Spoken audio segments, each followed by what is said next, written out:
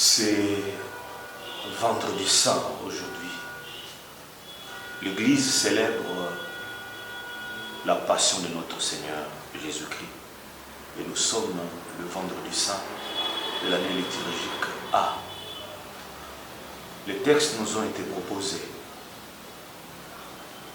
Mais de tous les textes qui ont été proposés à notre méditation, nous avons préféré prendre l'évangile. Et cet évangile qui nous montre clairement ce que nous célébrons aujourd'hui, la passion de notre Seigneur Jésus-Christ. Et nous voudrions en ces jours méditer sur l'évangile et tirer 3 points très importants qui coïncident avec la célébration d'aujourd'hui. Dans l'évangile, nous allons prendre le point qui concerne l'arrestation de notre Seigneur Jésus-Christ, mais aussi le point qui concerne le procès contre Jésus-Christ. Prenons l'arrestation du Seigneur. Il est dit dans le texte qu'après les repas, Jésus, à la tête de son équipe, composée de disciples, est parti au jardin. Il a traversé la vallée de Cédron, il arrive au jardin. Mais ce jardin n'a pas été nommé. Ce jardin n'a pas de nom. Nous saurons pourquoi. Arrive Judas aussi, à la tête d'une délégation.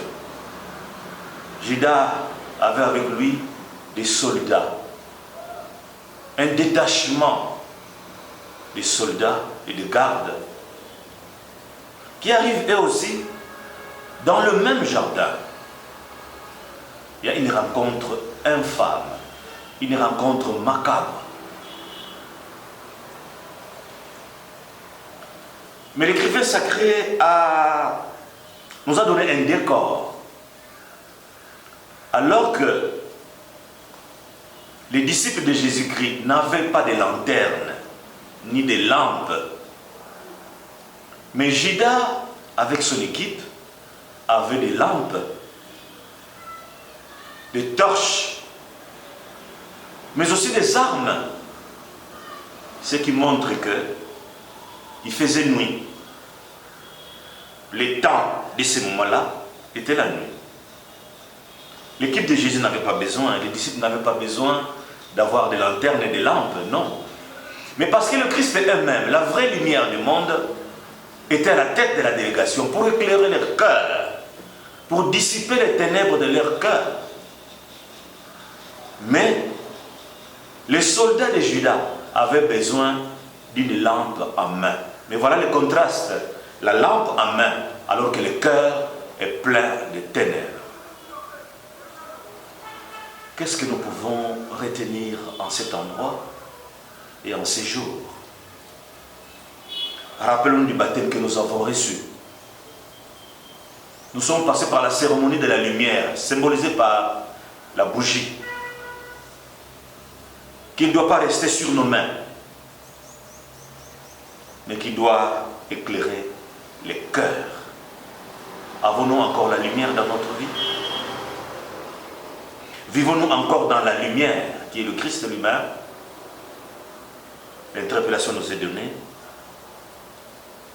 que la lumière du Christ éclaire les ténèbres de ton cœur. Ne vous promenez pas avec la lumière du Christ en main. La place de la lumière, c'est dans les cœurs pour éclairer toute l'existence. Revenons sur le jardin. Ce jardin n'a pas été nommé. Où s'affronte Jésus-Christ avec Judas? Le jardin n'a pas été nommé. C'est le jardin de la trahison. C'est là que Judas a trahi Jésus-Christ. Mais ce jardin nous rappelle un autre jardin que nous connaissons déjà. C'est le jardin d'Éden. Là où le péché a été consommé. Là où la désobéissance a atteint son paroxysme pour la première fois. Le jardin d'Éden. Mais si ces jardins-là, où s'affrontent actuellement Jésus-Christ et Judas, étaient les jardins de la trahison, et que ce jardin n'a pas été nommé, c'est pour que chacun puisse se situer dans un certain jardin spirituel à lui. Et ce jardin-là, c'est le jardin de notre cœur, où s'affrontent le bien et le mal, où s'affrontent les valeurs et les antivaleurs, où s'affrontent la lumière et les ténèbres. Mais nous ne voulons pas de cette expérience. Nous voulons nous envoler pour nous situer dans un autre jardin, qui est le jardin de Gethsémani, là où le Seigneur s'est abandonné entre les mains de son Père. Père, que cette coupe s'éloigne de moi, mais que ce ne soit pas ma volonté qui se fasse, mais la tienne. C'est le jardin où on fait la volonté de Dieu. C'est le jardin de la kénose, de l'humilité, de l'humiliation aussi, de l'oubli de soi. Voilà le vrai jardin où nous pouvons nous situer, nous, pour que nous puissions acquérir l'humilité, pour que la volonté du Seigneur se fasse dans notre vie, et pour que s'éloigne la trahison, parce qu'à Gethsémani, Jésus n'a pas trahi, au contraire, il a obéi à la volonté du Père. Sachons-nous obéir à la volonté du Père tout au long de notre vie. Le deuxième point que j'avais évoqué, c'était le procès. Le procès infâme, jamais connu dans l'histoire du monde, plein d'irrégularités. Nous allons nous rendre compte que ce procès n'a pas respecté les normes. Premièrement, les Sanhédrins, le conseil des Juifs, qui était censé de juger les citoyens juifs, avait comme une disposition dans les règlements d'ordre intérieur qu'on ne peut pas juger quelqu'un la nuit. Mais c'est parce que c'est Jésus-Christ, il a été jugé nuitamment et condamné le lendemain matin et exécuté le même jour. Il y avait encore une autre disposition qui disait on ne peut pas juger quelqu'un la veille du sabbat, et surtout que c'était la veille de la Pâque. Mais parce que c'est Jésus-Christ qui était visé, ils ont mis de côté leur propre règlement pour satisfaire les désirs de leur cœur qui consistait à condamner Jésus sur la croix. Mais aussi, autre irrégularité par rapport au jugement, retenez que devant Anne, qui était le grand prêtre, le souverain sacrificateur, le motif pour lequel Jésus a été accusé, c'était un motif religieux. Il s'est fait égal de Dieu. Mais lorsque les accusateurs sont arrivés devant Pilate, on change le motif. Ce n'est plus parce qu'il s'est fait l'égal de Dieu, mais c'est parce qu'il s'est proclamé roi des Juifs. Ainsi, il va en opposition avec César. Ce procès doit nous rappeler les irrégularités de nos procès à nous. Je voudrais m'adresser à tous ceux qui sont victimes d'injustice dans notre société.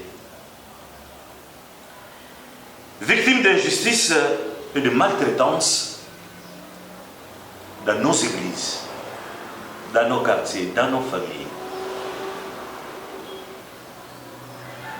Il y en a ceux qui ont été condamnés sans qu'ils ne soient jugés, sans qu'ils ne présentent leur défense. Ils subissent la maltraitance, ils subissent les injustices, parce qu'un certain nombre de personnes est parti auprès de l'autorité pour lui dire de fausses histoires concernant un autre frère. Et l'autorité adhère à leurs propos. Ce qui fait qu'aujourd'hui, ces gens-là sont maltraités, sont oubliés. Nous allons donc prier pour eux. À vous qui êtes victimes de cette injustice, comme celle que le Christ a connue, le Seigneur vous demande de persévérer dans la lignée de votre foi, de votre vérité. Le Seigneur vous demande de ne pas abandonner. Ne lâchez pas prise, parce que vous êtes sur le chemin du salut, qui est le chemin de la croix. Mais vous aussi les accusateurs, vous les malfaiteurs, qui avez le plaisir d'accuser faussement les autres, c'est aussi une interpellation pour vous. Ne prenez pas la part de Judas, prenez plutôt la part de Jésus-Christ. Dites ce qui est vrai au tribunal, devant les autorités. Il y en a qui, par mauvais cœur, ont dit des histoires au niveau des autorités de la société et que cela a été révoqué. Chaque fois que vous sentez le plaisir de faire souffrir l'autre, sachez qu'il fait nuit dans votre cœur. Un contraste incontournable. Mais aussi à vous qui dites la loi, à vous les juges, sachez devenir des juges impartials et justes. Vous aurez votre récompense dans les cieux. Puisse le Seigneur consoler le cœur des victimes des injustices et des maltraitances, des abandonnés, de laisser pour compte ceux-là qui n'espèrent plus à rien parce qu'ils rejettent. Vous êtes très chers devant le Seigneur. Que la passion du Christ nous lave de nos fautes. Amen.